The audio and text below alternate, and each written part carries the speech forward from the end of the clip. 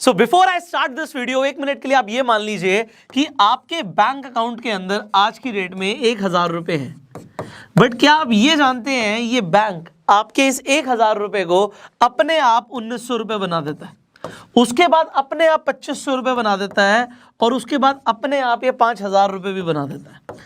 आपको ये नहीं पता कि आपके पैसे के साथ हो क्या रहा है, और यहीं से शुरू होता है the hidden game of money, जो गेम आप नहीं जानते। ज्यादातर लोग इस गेम को जानते ही नहीं कि चल क्या रहा है। हो सकता है बहुत सारे लोगों को ये पता हो कि जब आप बैंक में पैसा जमा कराते हो, आपने 1,000 रुपए जमा कराया, बैंक उसका सिर्फ 10% अपने पास रखता है एज अ रिजर्व, इसे वॉल्ट मनी भी बोलते हैं। बट 90% पैसा जो है वो बैंक लीगली चाहे तो स्टॉक मार्केट में इन्वेस्ट कर सकता है, और इससे अपने पैसे को बढ़ा सकता है, डुबो भी सकता है, और इसके जगह पे वो चाहे तो लोगों को लोन भी दे सकता है।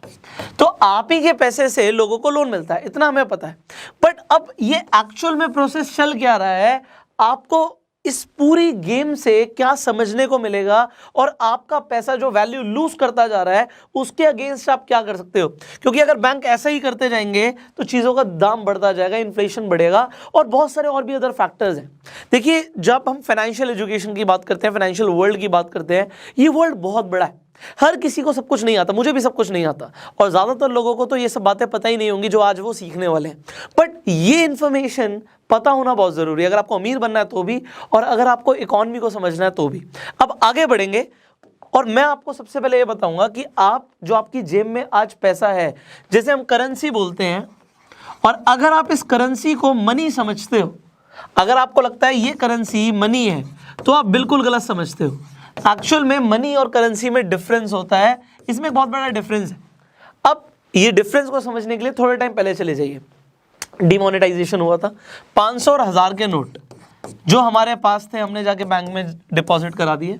बट कुछ लोगों के पास आज भी डिमोनेटाइजेशन हो चुका है, टाइम निकल चुका है, आप पैसा आप जाके बैंक में जमा नहीं करा सकते।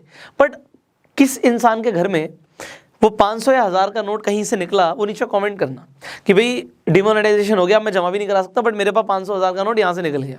अब अगर वो निकल गया, 1000 रुपये वो थे, आज आपके घर से आपको पता नहीं कहीं लॉकर में किसी अलमारी में वो 1000 रुपये का नोट या 500 रुपये का नोट पुराना मिल भी गया, आज उसकी वैल्यू कितनी है?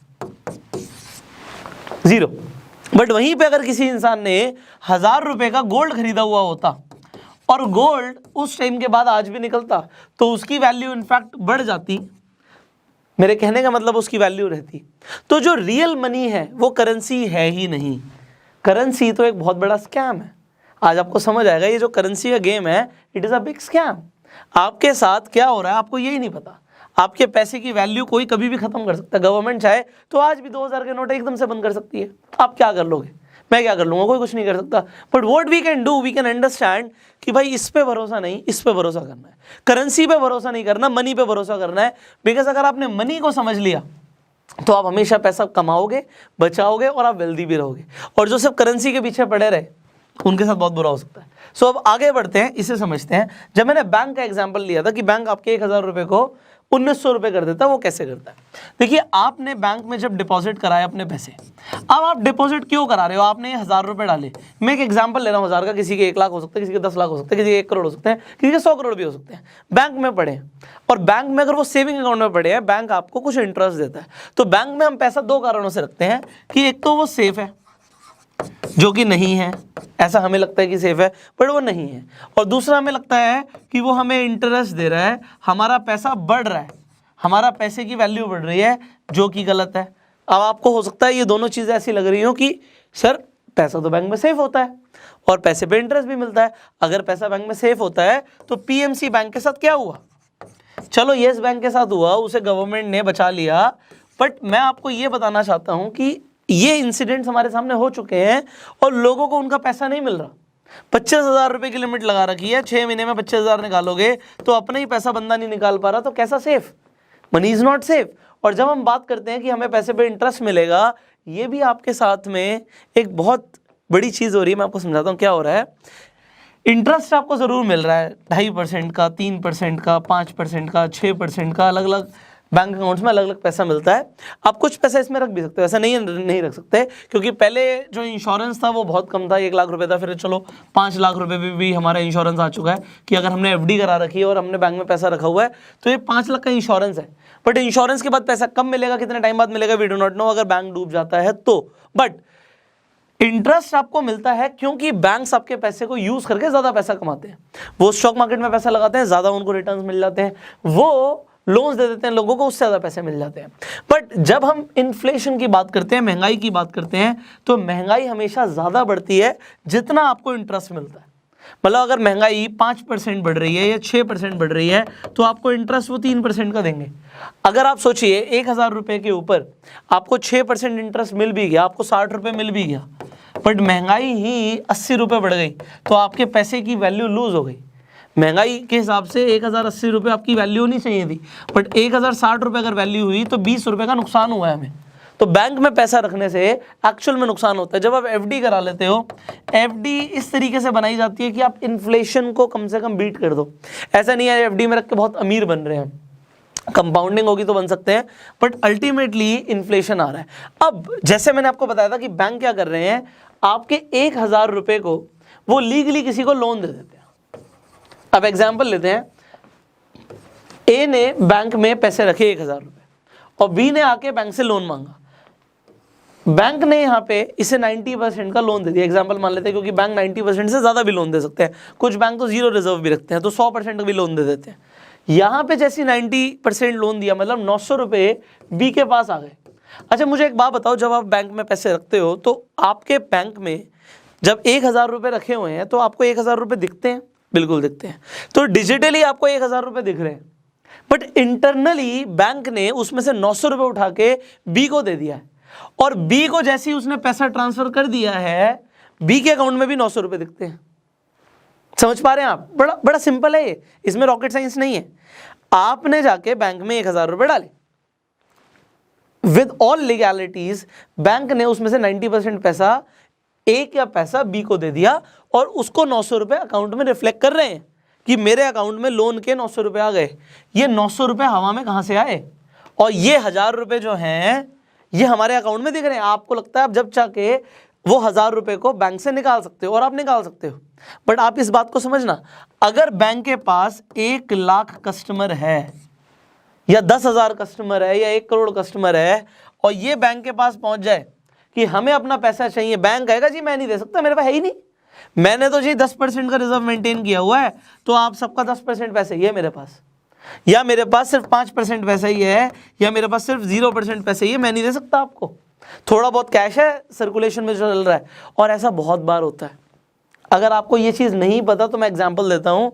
आप कभी कोई बड़ा अमाउंट बैंक से विड्रॉ करने जाओ, अगर आप छोटे मोटे बैंक में जा रहे हो और आप शाम के टाइम पे जाते हो, अभी तक तो चलो 2 बजे का टाइमिंग हो गया, पहले 4 बजे था, तो अगर आप 3-4 बजे बैंक में पहुँचते और उस टाइम पे मांगते कि मुझे 5 लाख चाहिए, 10 लाख चाहिए, अगर बैंक में डिपॉजिट्स नहीं आए और बैंक में सुबह आके विड्रॉल हो चुके, बैंक के पास पैसे नहीं होंगे, सर आज नहीं है, आप कल आ जाइएगा, कल आ जाइएगा, क्योंकि आज कैश ही नहीं है हमारे पास, क्योंकि कैश कल आएगा, आरबीआई से कैश आएगा। अभी आरबीआई से कैश आना भी बहुत बड़ा मैकेनिज्म है, बट आज हमारे पास कैश नहीं है, आप कल आइएगा, we do not have money.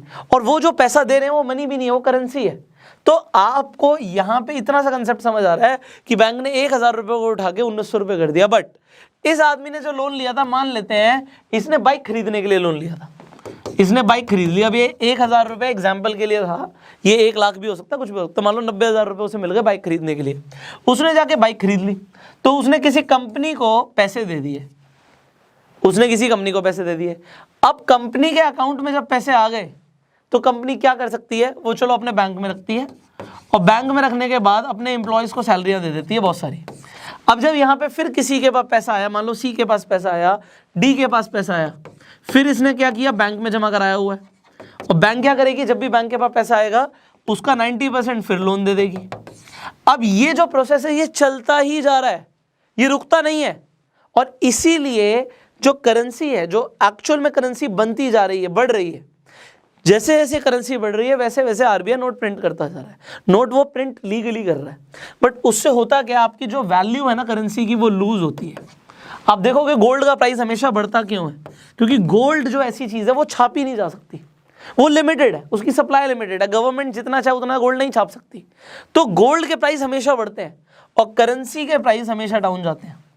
अगर आपको मेरी बात पे यकीन नहीं है, अपने माँ बाप से पूछना कि जब आप छोटे थे तो 1000 रुपये में कितना सामान आता था, उनसे वैसे पूछना कितना समोसे आते थे, कितने जलेबी आती थी, कितना कितना आपको दूध मिल जाता था, तो वो आपको बताएंगे इसमें तो हम पूरी मौज ले सकते थे। और आज उस 1000 रुपये की कोई वैल्यू नहीं है उस टाइम के सामने। और इनफैक्ट आप ये चेक कर सकते हो कि आज से 20 साल पहले 1000 रुपये में कितना गोल्ड आता था और आज कितना गोल्ड आएगा। सो यू कैन अंडरस्टैंड कि गोल्ड का रेट बढ़ रहा है, क्योंकि gold is a real money. अब गोल्ड का मैं एग्जाम्पल ले रहा हूँ, it is not just about gold. आपको समझना पड़ेगा जो कैश है, cash will always lose its value. अगर आज आप अपने घर पे कैश संभाल के रखते हो और आप उसे भूल जाते हो तो 1 साल के बाद उसकी वैल्यू कम हो जाएगी, 20 साल के बाद तो उसकी वैल्यू बहुत कम हो जाएगी। और मैं आपको एक एग्जांपल क्यों दे सकता हूं, मेरी मदर ने ये गलती करी हुई है। मेरे नाना जी ने मेरी मदर को कैश दिया था जब उनकी शादी हुई थी। अब उस टाइम पे जो कैश दिया था, उनके पास नोट थे, 100-100 की गड्डियां थी, उन्होंने कुछ पैसा संभाल के रख लिया। अब इंडियंस पैसा संभाल के क्यों रखते हैं, कैश संभाल के रखते हैं, अपने पास बचा के रखते हैं। क्यों बचा के रखते हैं कि कभी इमरजेंसी होगी तो उसे यूज़ कर लेंगे। जब डिमोनेटाइजेशन हुआ तो ऑलमोस्ट इंडिया में हर औरत ने कहाँ से पैसे निकाल के अपने हस्बैंड को दिए हैं कि भैया जमा कराओ। हस्बैंड को बोला तेरे पास इतने पैसे कहाँ से आए, जोड़े थे जी हमने। तो इंडिया में जोड़ने का कंसेप्ट है, ऐसा नहीं है वो गलत है, बट पहले इतनी ज़्यादा वैल्यू नहीं टूटती थी पैसे की जितनी आप टूट रही है। अगर आप इसे समझ रहे हो तो आपको आज आप अपने फ्यूचर को प्रोटेक्ट कर लोगे। यहाँ पे मेरी मदर ने कैश संभाल के रखा। जब मैं बड़ा हुआ मैंने उनका लॉकर देखा और मैंने कहा मम्मी ये पैसे आपने क्यों रखे हुए हैं, ये तो पुरानी वाली गड्डियाँ हैं। कह रहे हाँ मेरे नाना, जो तुम्हारे नाना है, मतलब मेरे नाना है, उन्होंने मुझे पैसा दिया था।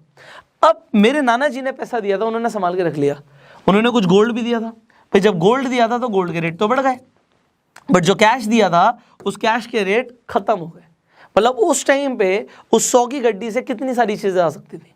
उतने पैसे से एक छोटी मोटी लैंड भी खरीद सकती थी मेरी मदर, पर उन्होंने कैश रखा और कैश ने खत्म कर दिया सब कुछ। What is better than cash? Commodities. अब जब हम कॉमोडिटीज की बात करते हैं, स्पेशली मैं गोल्ड और सिल्वर की बात करता हूँ, क्योंकि इनके रेट कभी नहीं टूटते तो खैर कॉपर के भी नहीं है, बट कॉपर की मार्केट थोड़ी ज्यादा फ्लक्चुएट होती है compare to gold and silver. और गोल्ड इज मोस्ट स्टेबल, क्योंकि पूरे वर्ल्ड के अंदर कभी भी कोई सिचुएशन हो जाए, जैसे अभी पेंडेमिक चल रहा है, रेट बढ़ेगा, वॉर लाइक सिचुएशन हो जाती है, गोल्ड का रेट बढ़ता है, क्योंकि लोग जहां पे रिस्की इन्वेस्टमेंट होती है उससे निकाल के पैसा गोल्ड में डालते हैं। तो आपको ये समझना है कि अगर आपके पास कैश है तो कैश अपनी वैल्यू हर दिन लूज कर रहा है, every day it is losing its value. तो आप अपने पास सिर्फ उतना कैश रखो जितना इमरजेंसी फंड के लिए चाहिए। अब मैंने आपको एक और चीज बताई थी कि अगर स्टॉक मार्केट क्रैश करती है और उस टाइम पे आपके पास कैश है तो आप इन्वेस्ट कर सकते हो, बट जरूरी नहीं कि हम उस पैसे को अपने बैंक में संभाल के रखें। So what's better can you do here is कि आप अपने पैसे को इन्वेस्ट रखो, लिक्विड फंड्स में रख सकते हो। अब लिक्विड फंड्स म्यूचुअल फंड्स ही होते हैं, बट म्यूचुअल फंड्स में जहां पे पैसा इक्विटीज में लगता है, यहां पे पैसा डेट्स में लगता है, गवर्नमेंट बॉन्ड्स में लगता है। तो जब गवर्नमेंट बॉन्ड में लगता है तो बैंक से ज्यादा सिक्योर हो जाता है वो। उसके अलावा आप गोल्ड खरीद लो, और गोल्ड जरूरी नहीं आप हाथ में जाके गोल्ड खरीदो, उसे फिर प्रोटेक्ट भी करना पड़ेगा, वो रिस्की भी हो सकता है। तो आप डिजिटल गोल्ड भी खरीद सकते हो। अब ये डिजिटल गोल्ड का जो कंसेप्ट है ना, ये काफी इंटरेस्टिंग कंसेप्ट है। इसका मतलब क्या है कि अगर आप डिजिटल गोल्ड खरीदते हो तो गोल्ड के रेट बढ़ेंगे तो आपके जो आपने इन्वेस्टमेंट करी उसके भी रेट बढ़ जाएंगे। और दूसरी चीज क्या है कि आप इसे जब चाहे तब कैश करा सकते हो। अगर आप खरीदना चाहते हो गोल्ड तो आपको मैं बोलूंगा आप डीमेट अकाउंट खुलवा लीजिए। डीमेट अकाउंट आप अपस्टॉक का खुलवा सकते हैं, मैं लिंक डाल दूंगा डिस्क्रिप्शन में। सो बहुत स्टेबल है, मैं भी अपस्टॉक पे इन्वेस्ट करता हूं। तो मैं आपको ये बता रहा हूं कि जो ये डिजिटल गोल्ड है इसका फायदा क्या है कि आप कभी भी सेल कर सकते हो। और मैंने आपको बताया कि अगर आपको पैसा चाहिए होगा, मान लो आप कहीं पे इन्वेस्ट करना चाहते हो, आपने सेल किया, पैसा आपके अकाउंट में आ गया और उसे कहीं भी यूज कर लिया, और तब तक अगर गोल्ड के प्राइस बढ़ गए तो आपका मुनाफा हो गया। But you have to be this much intellectual कि आपको समझना है कि गोल्ड भी जो आप खरीद रहे हो ना, इसकी भी वैल्यू ऊपर नीचे जा सकती है। तो ऐसा नहीं है कि हमें पैनिक करना है कि भैया हमने खरीद लिया और उसके प्राइस थोड़े से नीचे चले गए फिर ऊपर बढ़ गए। आप कभी भी कुछ कमोडिटीज खरीद रहे हो तो over the period of time 100% sure है पैसा बढ़ेगा, and it is for the stock market also. But आपको अगर डिजिटल गोल्ड खरीदना है या आपको शेयर्स में इन्वेस्ट करना है, म्यूचुअल फंड में इन्वेस्ट करना है, तो आपको अपना एक डीमेट अकाउंट चाहिए होता है। So open a demat account and be prepared if the stock market crashes you can buy, because जब मार्केट डाउन जाती है उस टाइम पे खरीदने में सबसे ज्यादा फायदा होता है। अगर मार्केट क्रैश कर गई तो आप अगर यहाँ पे खरीदते हो, you will make money and you will multiply your money. And exactly ऐसा हुआ था इंडिया के साथ जब लॉकडाउन अनाउंस हुआ था। एंड हो सकता है वो टाइम अभी आ रहा हो, बट कैश के साथ भी कुछ ऐसा हो सकता है, क्योंकि गवर्नमेंट नोट प्रिंट करती जा रही है। मैंने लास्ट वीडियो में बोला था कि यूएस ने 2020 के अंदर 21% अपनी करेंसी प्रिंट करी है, नई करेंसी। मतलब हर 5 में से एक नोट नया है। तो इतनी अगर वो करेंसी प्रिंट कर रही है तो करेंसी की वैल्यू लूज करेगी। सो इंडिया भी अगर ऐसा कर रहा है तो आपको इसके अगेंस्ट प्रोटेक्शन सिर्फ एक ही चीज दे सकता है, और वो क्या दे सकता है कि आप कमोडिटीज में इन्वेस्ट करो और अपने पैसे को आप सेफ रखो। Cash is the king, but cash is the king जब आपको उसे इन्वेस्टमेंट के लिए चाहिए होता है। जेब में कैश रखोगे ना तो अपनी वैल्यू लूज करेगा, घर में कैश रखोगे वैल्यू लूज करेगा। तो उससे बढ़िया कि आप गोल्ड खरीद लो। This is my advice. इसके अलावा आपके क्या व्यूज हैं? करेंसी वैल्यू लूज करती है, बैंक्स पैसे को मल्टीप्लाई कर रहे हैं। अभी तो मैंने गवर्नमेंट का पूरा स्ट्रक्चर नहीं समझा आपको। So there is a lot to teach you. अब आप किन किन टॉपिक्स के ऊपर चाहते हैं कि मैं वीडियोस बनाऊं, नीचे कमेंट करना। इस पूरे कंसेप्ट के ऊपर आपके क्या व्यूज हैं, आप क्या कहना चाहते हो, नीचे कमेंट में बताइए। शेयर कीजिए इस वीडियो को सो दैट लोगों को the hidden game of money समझ आए। फाइनली, आप अगर YouTube पे वीडियो देख रहे हैं, सब्सक्राइब जरूर कीजिए, बेल आइकन पे क्लिक कीजिए कि ऐसी एक भी वीडियो आप मिस ना करें। और Facebook पे देख रहे हैं तो आपको हमें फॉलो करना है। I will see you in the next video. Till that time, you go self made.